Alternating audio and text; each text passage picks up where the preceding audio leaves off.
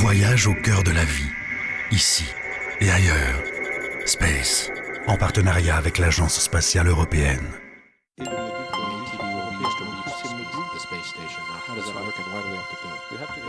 Objectif en vue. Le vaisseau cargo européen Johannes Kepler effectue les dernières manœuvres d'amarrage automatique à l'ISS, la Station spatiale internationale. Nous sommes le 24 février 2011. L'opération se déroule exactement comme prévu. Parmi les témoins et les techniciens au sol, la tension se libère. Tous saluent un exploit technologique.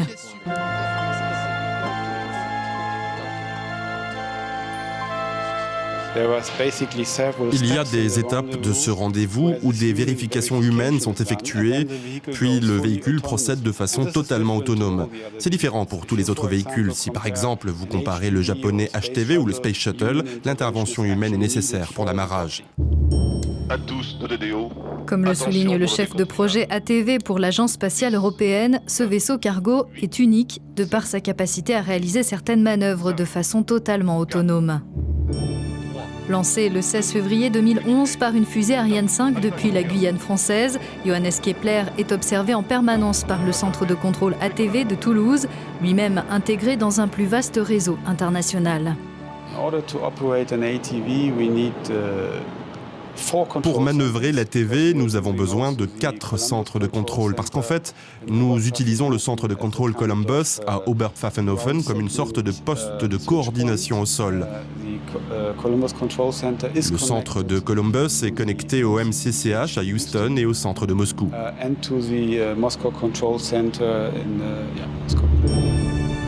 À quelques 350 km d'altitude et à 28 000 km/h, l'approche et l'amarrage du véhicule à l'ISS se font sous la seule conduite de ses détecteurs optiques et de ses calculateurs de vol. Place ensuite au déchargement du ravitaillement en liquide et solide. Après avoir servi de soude supplémentaire pendant quelques mois, l'ATV est chargée de tous les déchets de la station, puis désorbitée pour être désintégrée à sa rentrée dans l'atmosphère. La technologie en est à un point où nous ne sommes pas capables de récupérer un tel véhicule dans son intégralité et ce sera certainement l'une des prochaines étapes nécessaires en matière de recherche. Parce que dans ce programme, nous manquons de moyens pour ramener des éléments sur Terre. Certaines de nos recherches nécessitent d'être récupérées et désormais, avec la fin prochaine du Space Shuttle, nous allons manquer de moyens de récupération de matériel. Pourtant, un projet a bien été mis en chantier, c'était l'ARV, le véhicule de rentrée avancée, composé d'un module de service basé sur l'actuel ATV pour le ravitaillement de l'ISS et d'un module de rentrée dans l'atmosphère qui serait récupéré intact avec son contenu. Le projet ARV a été officiellement lancé après la conférence ministérielle en 2008. Nous avons mené les phases A et B, puis il y a eu la crise financière à laquelle il a fallu faire face. Et pendant la dernière réunion du Conseil, il a été convenu de ne pas passer aux phases C et D. Donc pour l'instant, nous allons achever le programme par ce que l'on appelle le rapport sur l'état des lieux des recherches.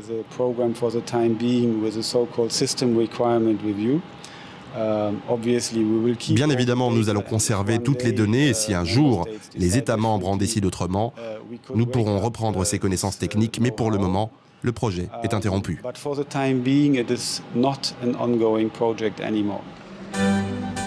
Brême, dans le nord de l'Allemagne, sa statue de Roland et ses animaux musiciens inspirés des frères Grimm, ils sont censés apporter chance et bonheur. C'est ici que se construit notre vaisseau cargo. Dans les installations d'Astrium, principal maître d'œuvre du projet, on vit au rythme de la TV.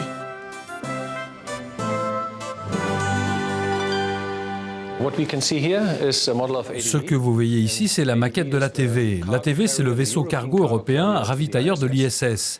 Il mesure 10 mètres de haut et 4,5 mètres de diamètre. Il pèse à peu près 20 tonnes et peut transporter 7 tonnes de fret.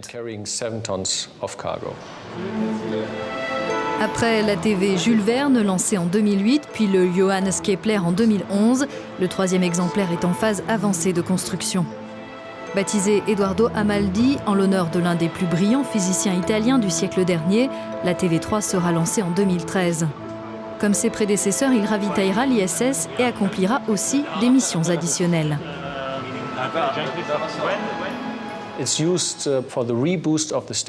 Il est destiné à rehausser la station, ce qui veut dire que la station, en tant que système complet, est remontée à une altitude plus élevée grâce au moteur de la TV.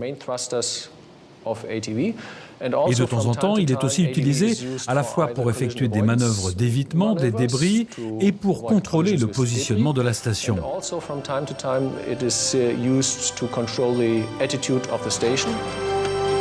Il suffit de regarder le cœur du vaisseau cargo en construction pour appréhender toute la complexité de la machine. Plus qu'automatique, ces systèmes de guidage comportent même pour certains une part d'intelligence artificielle.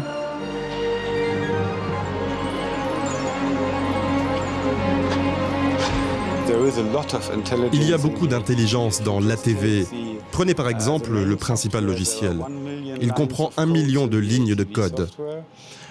L'ordinateur est une machine qui tolère les pannes et qui comporte en fait 3 processeurs qui se contrôlent les uns les autres et qui peuvent prendre des décisions si l'un d'eux était amené à tomber en panne.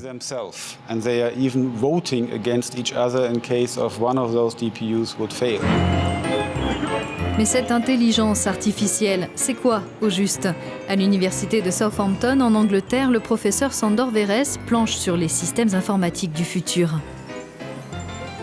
Et d'ailleurs, pour lui, l'amarrage automatique de l'ATV à l'ISS représente déjà un grand bond en avant. C'est une réalisation énorme en matière de processus automatisés, de processus autonomes en fait. Ce que je comprends, c'est que les techniciens ont observé ce qui se passait alors qu'un système complexe, doué d'une certaine logique opérationnelle, a été mis en œuvre et que ce système était prêt à réagir en cas d'événement imprévu. Je vois déjà là les racines de l'intelligence artificielle.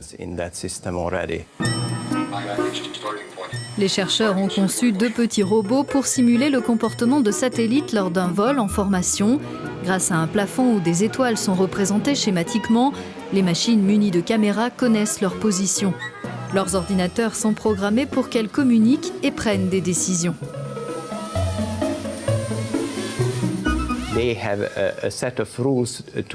Les robots doivent obéir à une série de règles en tenant compte de leur environnement opérationnel. À chaque étape, ils vérifient qu'il y ait bien une cohérence dans tout cela et ils ne prendraient pas de décision logique qui irait à l'encontre de ce processus.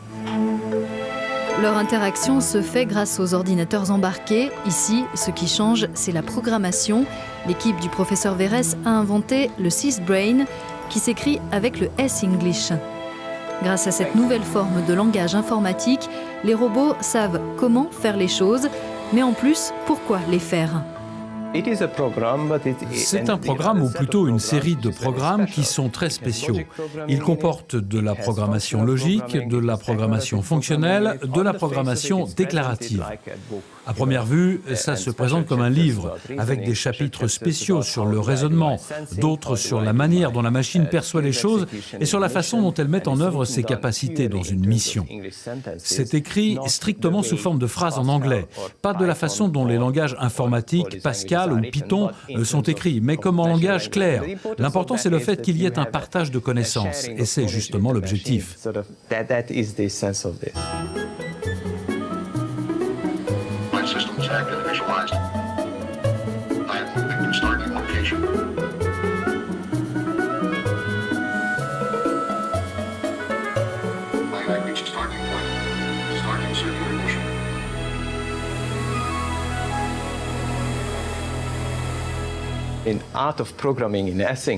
Programmer en S-English consiste en fait à programmer en prévoyant ce qui peut se passer.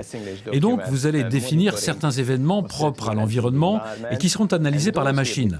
Alors, elle pourra se dire, « Ok, si je fais ça, voilà ce qui va se passer dans le futur et mon programme de raisonnement va m'amener à décider que je ne peux pas faire ça.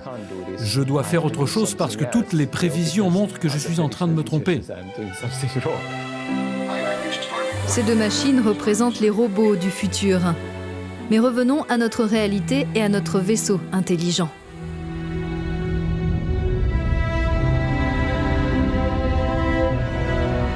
L'ATV peut être programmée pour effectuer des missions assez surprenantes, par exemple le looping de l'ISS.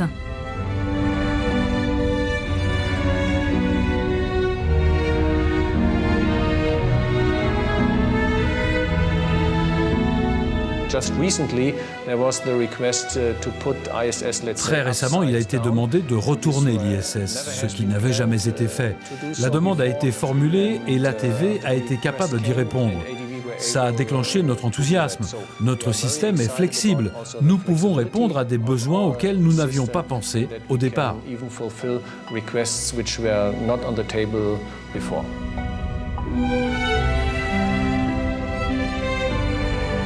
Le programme du ravitailleur européen se poursuit jusqu'en 2017. À cette date, 5 exemplaires auront été construits.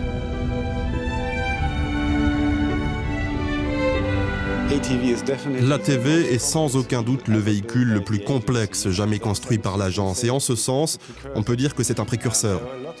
Il y a beaucoup de technologies qui ont été développées pour l'ATV et qui constituaient de grandes premières pour l'Europe. Et donc, ces technologies peuvent évidemment être utilisées pour de prochaines missions. L'automatisation a de beaux jours devant elle, notamment dans le cadre de missions robotiques d'exploration lointaine. Mais n'y a-t-il pas un risque de perdre le contrôle de ces machines dites intelligentes ?